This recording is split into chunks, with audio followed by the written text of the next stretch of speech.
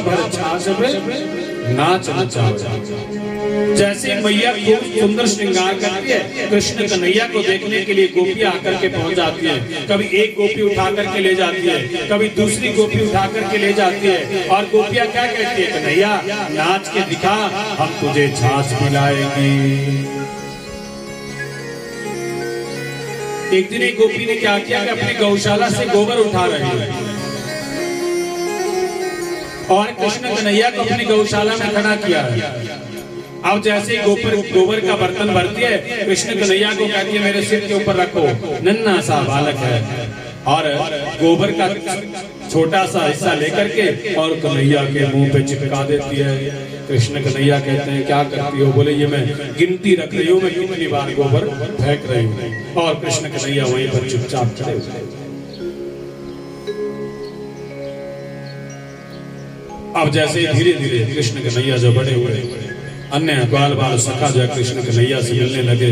एक दिन इन्होंने क्या किया कि अपनी सुंदर सी जो है ग्वाल बाल चौरे मंडल बना लिया। सारे ग्वाल बालों को कह दिया कृष्ण कन्हैया ने कि देखो भी एक बात है, अब ये जितना भी हमारे ब्रज का माखन, दूध, दही, ये जो मथुरा को जाता ना, आज से जाना बंद। कमाए हम, खाए वो खूब मोटे ताजे होते हैं और हमारे ऊपर अत्याचार करते हैं। इसलिए अब ये मथुरा जाना बंद, सारा हम चोर चोर के खाएंगे। ग्वाल बाल कह रहे कन्हैया को मरवाएगा। बोली बांग के बिहारीलाल की, बोली बांग के बिहारीलाल की। निद्रा देवी से सावधान रहना।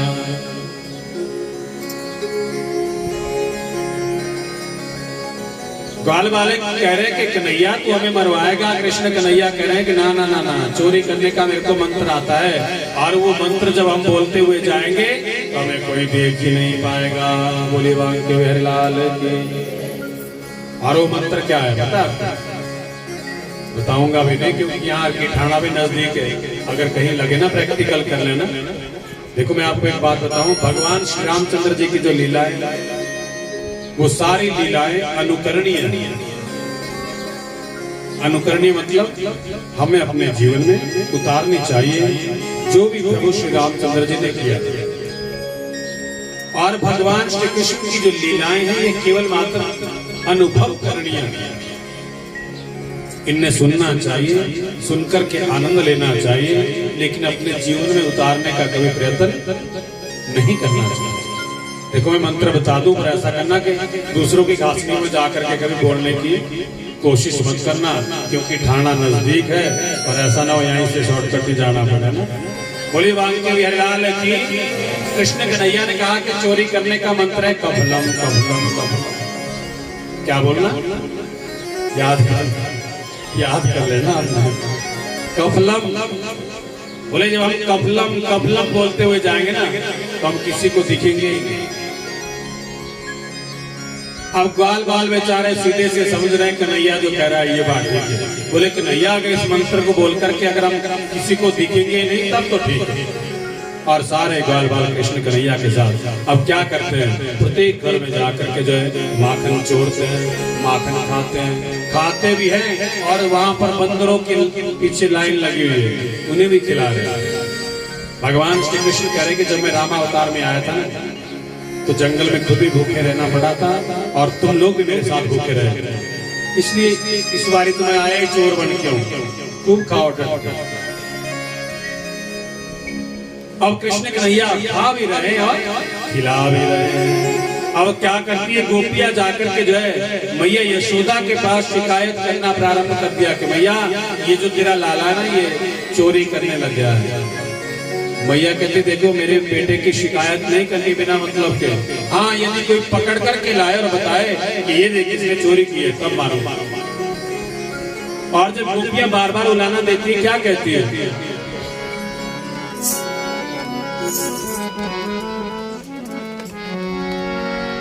बाज आता नहीं,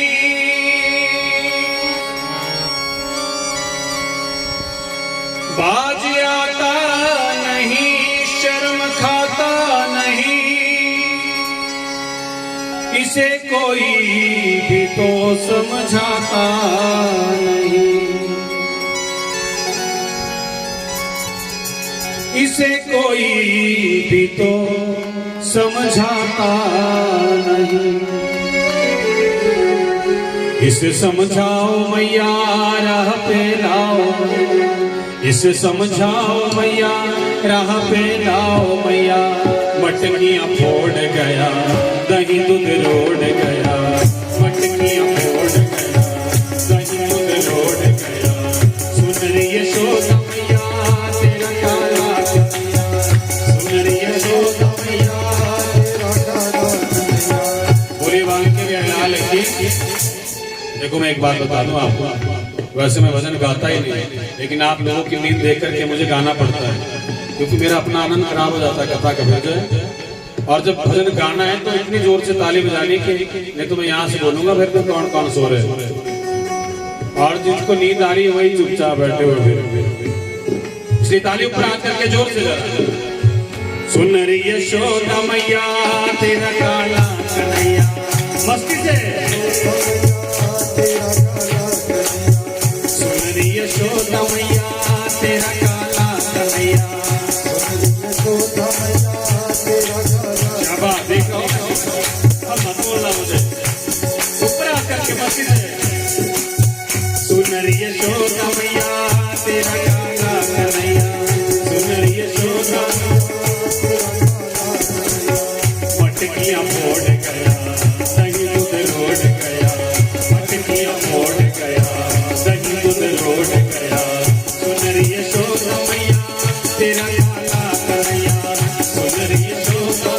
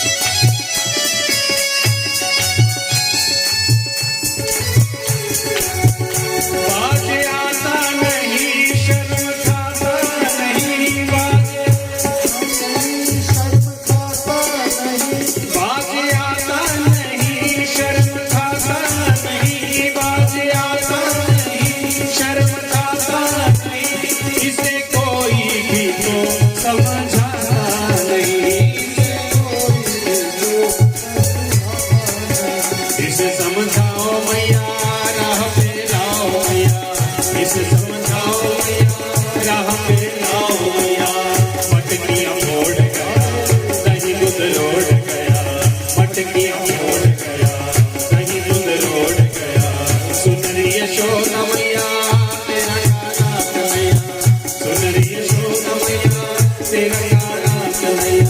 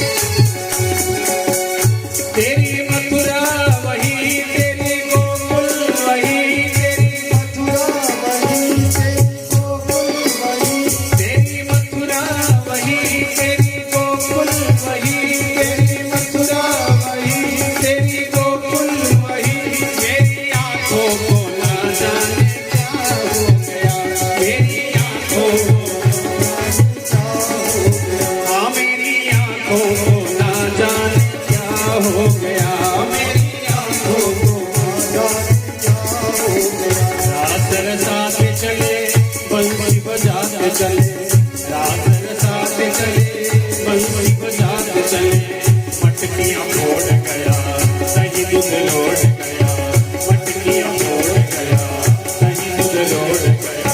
सुन रही यशोदा मैया तेरा गाना कन्हैया, सुन रही यशोदा मैया तेरा गाना कन्हैया, मटकियां फोड़ गया दही दूध लोड़ गया, मटकियां फोड़ गया दही दूध लोड़ गया।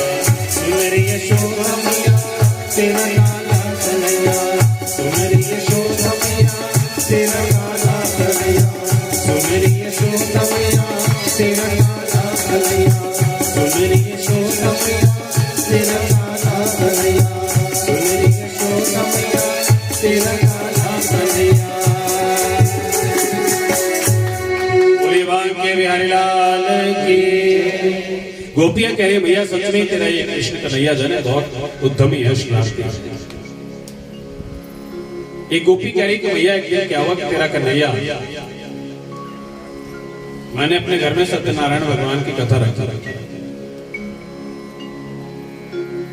और जैसे सत्यनारायण भगवान की कथा रखी है मैंने क्या किया कि सुंदर सी चौकी जो है सजा करके रखी और केवल अपने आप जो है मैं पाकशाला में चली गई प्रसाद बनाने के लिए। और उतने में क्या हुआ कि जो नारायण की चौकी रखी थी ना, ये तेरा कृष्ण कन्हैया पता नहीं कहां से दो छोटे छोटे कुतिया के बच्चे पकड़ करके लाया, और उस चौकी के ऊपर जो है उस कुतिया के बच्चों को रख करके बाहर निकल करके और खिड़की से आवाज लगा रहा कि गोपी तू अभी तक प्रसाद ही बना रही है और तेरे सत्यनारायण भगवान तो परे पूजा में आ चुके हैं। बोले बांके बिहारी लाल की। और जैसे मैं अपने पूजा कक्ष में जाकर के जब पहुंची तो मैंने क्या देखा, सत्यनारायण भगवान नहीं, वहां छोटे छोटे दो कुतिया के बच्चे जो है तेरा कृष्ण कन्हैया चौकी के ऊपर बिठा करके चला गया। एक गोपी कह रही भैया एक दिन क्या हुआ कि हम लोग थके हारे अपने खेतों से काम करके अपने घर वापस पहुंचे, और जैसे ही आए दिन में हम लोग विश्राम करने लगे,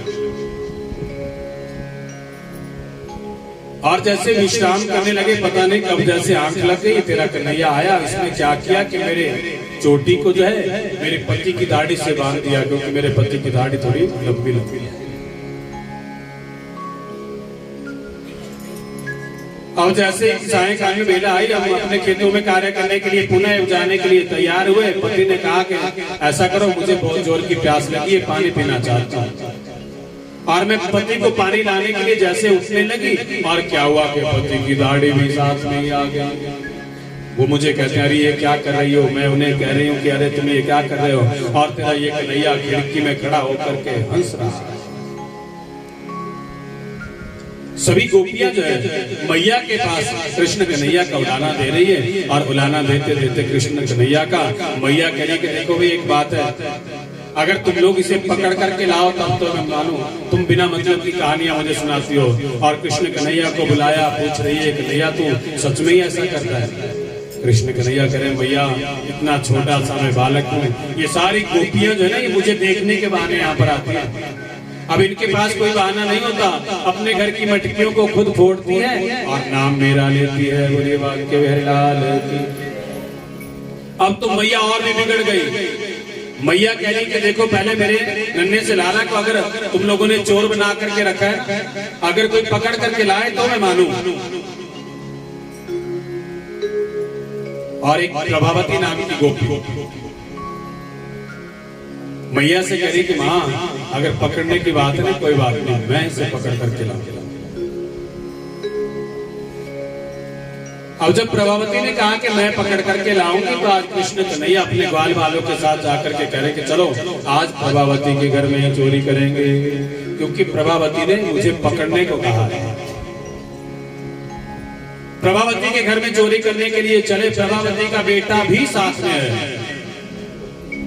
आज कृष्ण कन्हैया ने क्या किया, जैसे ही अंधेरे कमरे में माखन रखा है, और जब कृष्ण कन्हैया पहुंचते हैं तो वहां क्या हो जाता है, सच्चिदानंद रूपाय विश्वोत्पत्त्यादि हेतवे तापत्रय विनाशाय श्री कृष्णाय वयं नमः सत और चित, चित कहते हैं प्रकाश को, जहाँ स्वयं नारायण चले जाते हैं। जितना मर्जी अंधकार हो, स्वयं प्रकाश ही प्रकाश हो। और जैसे ही कृष्ण कन्हैया उस अंधेरे कमरे में जाकर के पहुंचे, स्वयं प्रकाश प्रकाश हो गया।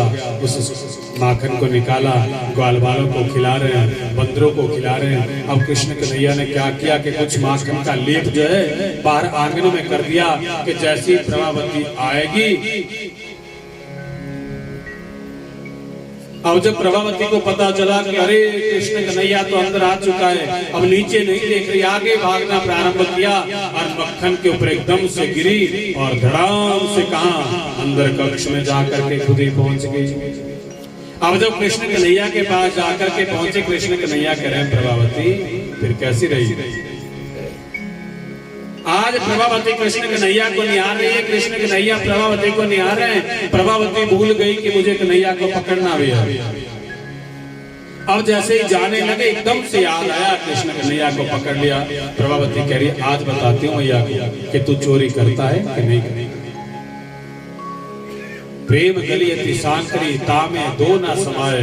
वृंदावन की गलियां बड़ी संकरी है, दो लोग इकट्ठे नहीं चल सकते। और यहाँ क्या हुआ, प्रभावती ने जो है कृष्ण कन्हैया का हाथ पकड़ रखा है और कृष्ण कन्हैया को मैया यशोदा के पास लेकर के जा रही है और पीछे ग्वाल बाल रोते हुए जा रहे हैं। प्रभावती का बेटा कह रहा है मैया आज एक बार छोड़ दे कन्हैया को, क्योंकि अगर तू मैया यशोदा के पास लेकर के जाएगी ना तो मैया यशोदा कन्हैया को बहुत मारेगी। लेकिन प्रभावती नहीं मान रही। उतने में आगे से क्या हुआ, प्रभावती का जेठ आया। जैसे ही जेठ आया उसने लंबा सा घूंघट डाल दिया। घूंघट के बड़े फायदे भी होते हैं ना, बोली बांध के बहरलाल की। पता आप लोगों को घूंघट के फायदे? नहीं, आप लोगों को नहीं पता। लेकिन हम हमीरपुर साइड से परे जाते ना, वहाँ की माताएं बहनें पूरा फायदा लेती है घूंघट का, खासकर कथाओं में, है ना। यहाँ तो बोलना पड़ता है ना, तो नींद आ गई, वहाँ पता नहीं चलता क्योंकि लंबा घूंघट पड़ा है। मजे से मैं चुपचाप, बस एक बात है कि गर्दन को धक्का ना लगे। यहाँ भी प्रभावती का जेठ आया, प्रभावती ने लंबा सा घूंघट आगे को किया और जब घूंघट आगे को किया, कृष्ण कन्हैया करेंगे गोपी एक हाथ को इतनी जोर से पकड़ रखा है, इसको छोड़ के दूसरा पकड़ ले, दर्द हो रहा। थोड़ा सा और आगे गए और एक हाथ छुड़ा करके दूसरा दिया और थोड़ा आगे जाके फिर कह रहे हैं कि प्रभावती इसमें भी बहुत दर्द हो रहा है, फिर वही पकड़ ले। अब जैसे अपना हाथ छुड़ाया, प्रभावती के बेटे का हाथ लिया, क्योंकि घूंघट डाला है पता चल नहीं रहा है। प्रभावती अपने बेटे को पकड़ करके कहा नंद बाबा के महलों में ले जा रही है। कृष्ण कन्हैया दूसरी गली से भागते हुए गए और अपने महलों में जाकर के अपने कक्ष में चुपचाप बैठे। प्रभावती गई, दरवाजे के ऊपर बाहर से ही आवाज लगा रही, अरे मैया यशोदा आज जरा बाहर निकल, मैं तेरे लाला को पकड़ करके लाई हूँ। तू कहती है ना ये चोरी नहीं करती। अब एक बार आवाज लगाई, दूसरी बार लगाई, मैया यशोदा अंदर से कह रही प्रभावती पागल तो नहीं हो गई? बोले बाहर आ। जैसे ही मैया यशोदा अपने कक्ष से महलों से बाहर आने लगी, यहाँ प्रभावती ने अपने बेटे को पकड़ रखा है। मैया यशोदा कह रही हाँ प्रभावती कहो क्या कह रही हो? बोले ये देख आज मैं तेरे लाला को पकड़ करके लाई हूँ। जैसे मैया ने देखा, रे मैया कह रही प्रभावती पागल तो नहीं हो गई? इसका मतलब तुम्हारे अपने ही बच्चे तुम्हारे घर में चोरी करते हैं और बदनाम मेरे बेटे को करती हो। जैसे ही प्रभावती के लिए मैया ने कहा घूंघट उठा करके देख किसे पकड़ करके लाई है, और जैसे घूंघट उठाया क्या देखा अपना ही बेटा पकड़ रखा है। जोर का एक चप्पट मारा, भागती ही शर्म के मारे प्रभावती जा रही है। और कृष्ण कन्हैया ने क्या किया, महलों की खिड़की से छलांग लगाई और गली में पीछे जाकर के कब्र में हाथ लगाया और खड़े हो गए, कह रहे प्रभावती कैसी है? एक बात का ध्यान रखना, आज तूने मुझे पकड़ लिया, जो पकड़ लिया, आज तो मैं तेरा पुत्र बन करके वहां खड़ा हुआ ना, और अगर कहीं गलती से दूसरी बार पकड़ने की कोशिश करेगी ना, तेरा पति बन करके खड़ा हो जाऊंगा। इसलिए मुझे पकड़ने की कोशिश मत कर। और प्रभावती शर्म के मारे भागती ही चली। अब क्या हुआ कि मैया ने कृष्ण कन्हैया को कह दिया कि देखो कन्हैया, तुम आज के बाद घर से बाहर नहीं जाओगे। गोपियां तो प्रातःकालीन वेला में यदि कृष्ण कन्हैया का दर्शन ना कर ले तो उनका दिन शुभ नहीं। कृष्ण कन्हैया का ध्यान गोपियां अगर अपने घर में झाड़ू भी अगर लगाती है ना, उस कूड़े में भी कृष्ण कन्हैया का ध्यान करती है और कहती है कि कन्हैया इस रूप में हमारे घर मत आया कर। सिया राम मैं सब जग जानी, करहूं प्रणाम जोर जोर। गोपियों ने घरवार को नहीं छोड़ा, वो तप करने के लिए जंगल में नहीं गई, लेकिन उन्होंने घर बैठे भाव का भूखा हूं मैं, भाव एक सार है, भाव से भजता जो मुझको भव से बेड़ा। अब जब मैया ने कहते देखो कि नैया तुम बाहर नहीं जाओगे, गोपियां तुम्हें बदनाम करती है, और यदि मक्खन खाना है, घी खाना है, दूध पीना है तो 9 लाख गैया है नंद बाबा के घर महलों में, क्या जरूरत है किसी के घर में चोरी करने की। और बेटा अगर तुम बिना मतलब के ऐसे बदनाम किए जाओगे, कल को तुम्हारा विवाह भी नहीं होगा। कृष्ण कन्हैया चुपचाप सुन रहे हैं। और एक दिन क्या हुआ, मैया अपने कार्य से कहीं बाहर गई है, कृष्ण कन्हैया घर में है। अब मन में विचार कर रहे बाहर कहीं जा नहीं सकता, क्यों ना आज घर में ही थोड़ा सा माखन खा लूं। अब कृष्ण कन्हैया ने क्या किया, माखन के मटके में हाथ डाला है, माखन खा रहे हैं। माखन के मटके में हाथ डालते हैं, माखन खा रहे हैं। उतने में क्या हुआ, हाथों में माखन लगा है, मुंह में माखन लगा है, बाहर से आवाज आ गई, मैया तो वापस आ गई। अब ना तो जल्दी से हाथ साफ किए जा रहे हैं, और जैसे मैया ने अंदर को प्रवेश किया और कृष्ण कन्हैया ने रोना शुरू कर दिया। बोले बाण के बहरलाल।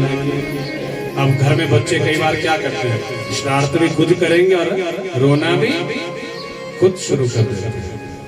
आज कृष्ण कन्हैया ने भी ऐसा ही किया, माखन तो चुरा रहे थे, लेकिन जब पता चला मैया अंदर आ चुकी है और एकदम से रोना प्रारंभ किया। अब बच्चा रोने लगा, मैया भागती गई, कृष्ण कन्हैया को अपनी छाती से लगा रही, कह रही बेटा क्या हुआ, क्यों रो रहे हो, और आज तुम अपने ही घर में चोरी कर रहे हो। बोले नहीं मैया चोरी नहीं कर रहा हूँ, ये जो तूने सोने के कंगन मेरे हाथ में डाल रखे ना, इनसे पता है कितनी जलन होती है मेरे हाथों में, इसलिए मैं ये हाथ अपने माखन के बीच में डाल रहा था। माखन ठंडा होता है, इससे मुझे ठंडक मिल रही थी। मैया हंस भी रही है और कह रही बेटा हाथ तो तेने माखन में डाले, पर ये मुंह में कैसे लगा।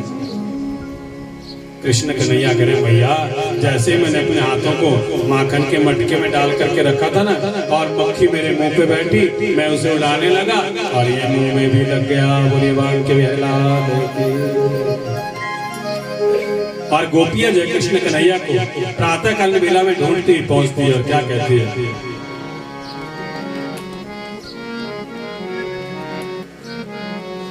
मोर मुकुट रंग काल ने ओ मन मोलया कुंडला, वाल ने ओ मन मोलया कुंडला, वाल ने ओ श्यामा श्यामा,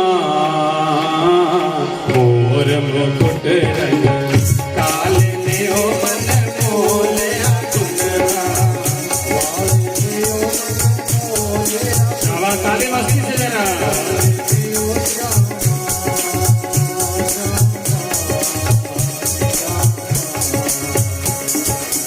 मोर मुकुट रंग काले में ओ मन मोलया कुंडला, वाले में ओ मन मोलया कुंडला,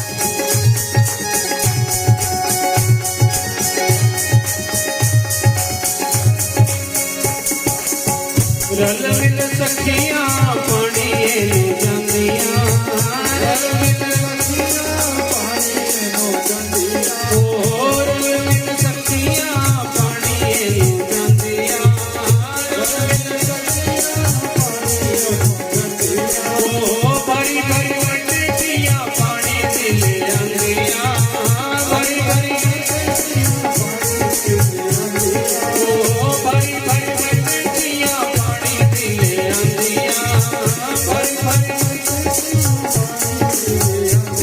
वो पानी दिले आंदियां मटकियां मोड़ने वाले ने हो मन मोले कुंडला वाले ने हो मन मोले कुंडला वाले ने हो श्यामा श्यामा